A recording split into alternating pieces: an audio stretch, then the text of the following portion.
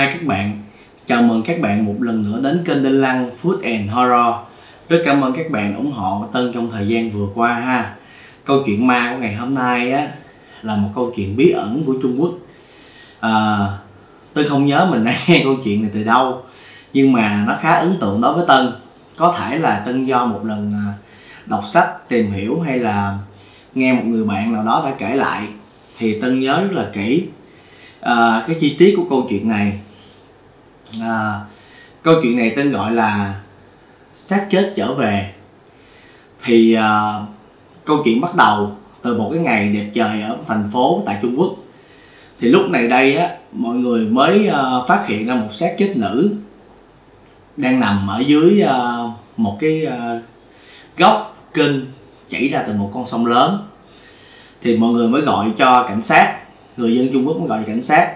Khi họ tới điều tra, đem về phòng pháp y để mà họ tìm hiểu, thì qua các cái dị vật có trong người của người này cũng như là cái thời gian mà người này chương sình, thì người ta phát hiện ra một cái vấn đề là người này khá bất bình thường.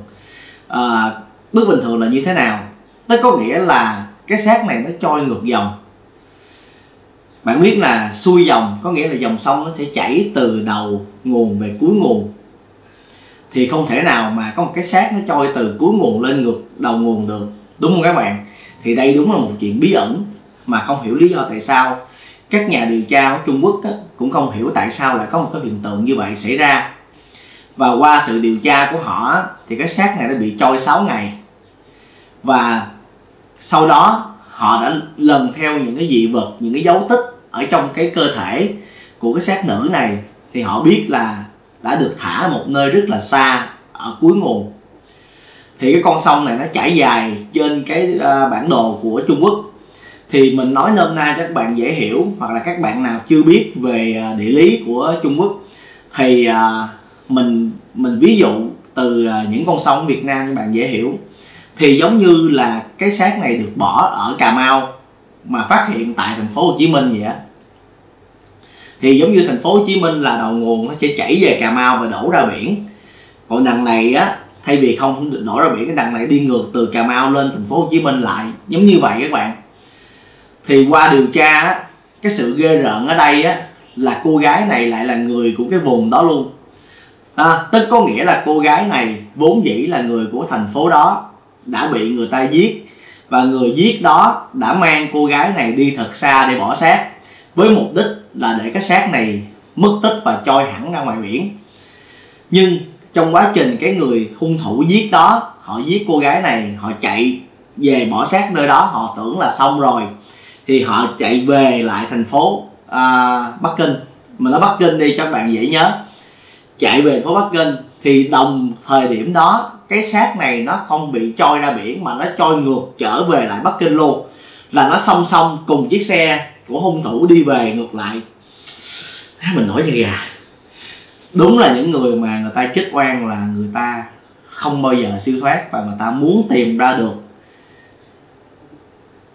cái hung thủ đã giết họ. Mình kể câu chuyện này mà mình sợ lắm, tại câu chuyện này khi mình nghe mình khá là ấn tượng. Thì khi mà trôi cái xác, trôi từ đó về lại cái thành phố đó, thì không một manh mối nào để điều tra hết mấy bạn. Tại vì không có bất cứ một cái người nào biết cô gái này ở đâu là ai, tại vì cái xác đó đã bị chương sình rồi, không nhận dạng được, không giấy tờ, không gì hết.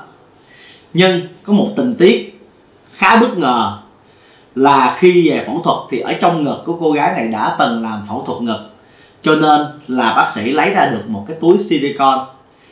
Thì trong túi silicone này có ngày tháng bảo hành cũng như là đơn vị sản xuất cái túi này. Tại vì cái túi silicone này cũng khá là đồ tốt, đồ hiệu, chỉ có những mà thẩm mỹ viện tốt thì họ mới sử dụng mà thôi. Thì họ truy ra được vào thời điểm đó có bao nhiêu thẩm mỹ viện đã xài cái túi này. Thì rất là may mắn là vào thời điểm đó chỉ có 10 người là có đủ cái tiền để mà họ gắn silicone đó thôi. Thì truy lại thì 9 người vẫn còn tồn tại, nhưng mà có một cô gái thì mất tích. Thì khi hỏi người nhà thì người nhà nói là mất tích đã được hơn 6 ngày, mà là sau khi đi tới thẩm mỹ viện thì không thấy trở về nữa. Khi mà mọi người tới điều tra thẩm mỹ viện này thì gặp ngay người bác sĩ trưởng. Người bác sĩ này thì cứ quanh co vòng vo, nhưng mà trong trạng thái rất là sợ hãi. Ổng cứ nói là ổng không biết sau khi cô ấy đi về rồi thì thôi, nhưng mà lục soát từ camera rồi các kiểu, qua sự đấu tranh của cảnh sát Trung Quốc thì họ đã xác định người đàn ông này là người đã giết cô gái vì hai lý do. Một là họ có tranh chấp tình riêng với nhau. Ông bác sĩ này có vợ có con rồi, nhưng mà vì cô thấy thích cô này quá thì cũng có gian díu qua lại. Bây giờ thì muốn quất ngựa truy phong, cho nên là cô gái này vòng lại đó để mà tranh chấp. Thì trong quá trình đó ông đã giết cô gái này, và ông xác định là ông đã chở cô gái này về một nơi rất xa ngay cửa biển để cái xác này có thể trôi ra. Nhưng không hiểu lý do tại sao, một điều phản khoa học và có thể nói là quy về tâm linh bí ẩn, là cái xác này đã trôi ngược dòng và trở về nơi xuất phát ban đầu, nơi mà cổ đã được sinh ra và lớn lên. Cũng giống như là cổ muốn mọi người phải minh oan cho mình.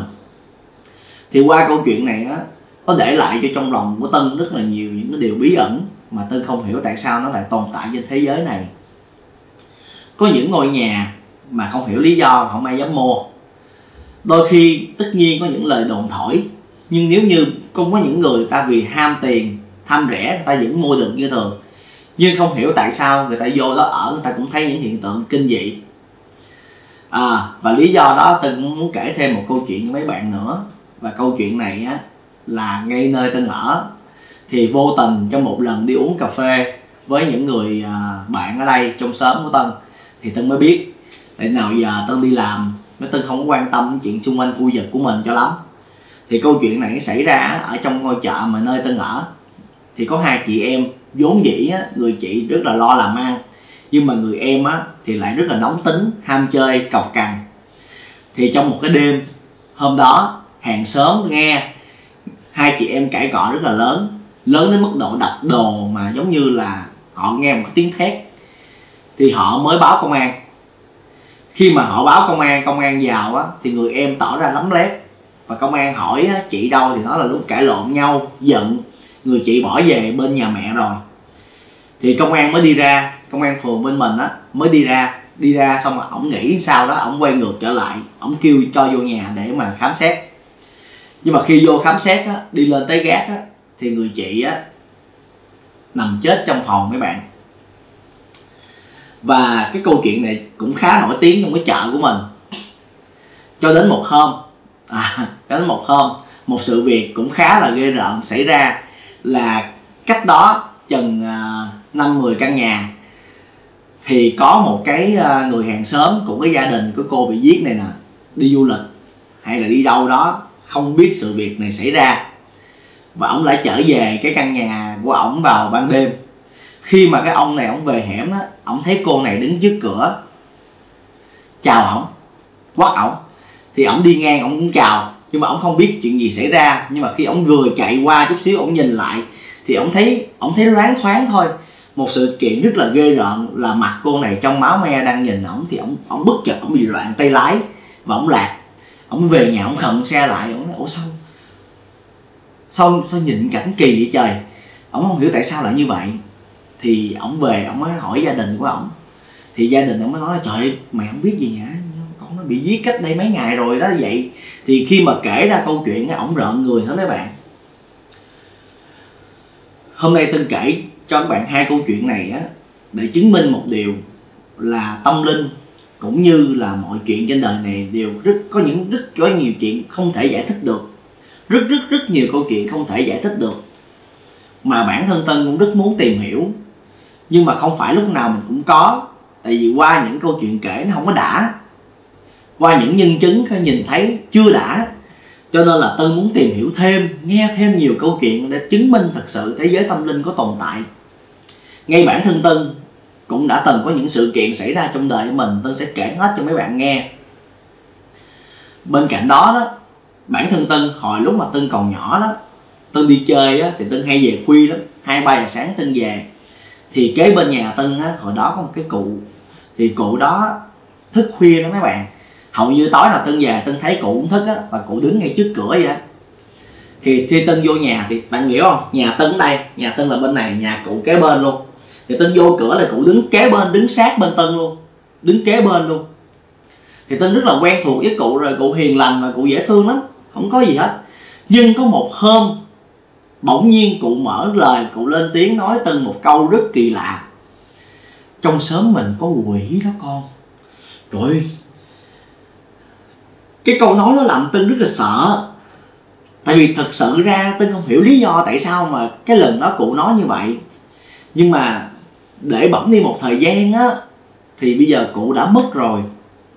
Nhưng mà sự việc tại sao Tân nhắc lại ở đây, cụ đã mất một thời gian rồi, thì cái người con của cụ là Tân gọi bằng bà, thì bà đó cũng ở bế kế bên nhà của Tân. Thì bà cũng đã từng nói với mẹ của Tân là cái xóm của Tân đang ở có quỷ. Nhưng mà vấn đề là chỉ có một mình bả và cụ biết thôi. Thì sự việc như thế nào thì Tân cũng đang nói với gia đình, để nói với mẹ là lựa một bữa nào để gặp cái người bà kế bên nhà đó, để hỏi thử coi sự tình tại sao là như vậy. Tại vì Tân về xóm này đã mấy chục năm rồi, thật sự Tân sống đây từ nhỏ. Nhưng mà cái thời gian Tân về lúc đó là Tân học lớp 5, bây giờ Tân nó lớn lắm rồi. Thì cái khoảng trước đó thì cái gia đình của cụ và cái người bà kế bên nhà Tân á đã sống ở đây trước đó 10 năm nữa. Thì chắc chắn họ biết những chuyện gì đó mà Tân và gia đình Tân không biết. Và Tân tin là câu chuyện này chắc sẽ làm cho các bạn hấp dẫn. Thì Tân sẽ nhanh chóng thu thập thông tin để kể câu chuyện này cho các bạn nha. Rất cảm ơn các bạn đã ủng hộ Tân. Hãy đăng ký, subscribe, like và share câu chuyện của Tân nhiều hơn nha, để cho kênh ngày càng phát triển, và cho Tân và mọi người cùng nhau có được một cộng đồng đam mê những câu chuyện tâm linh kinh dị. Và bây giờ bye bye và hẹn gặp lại.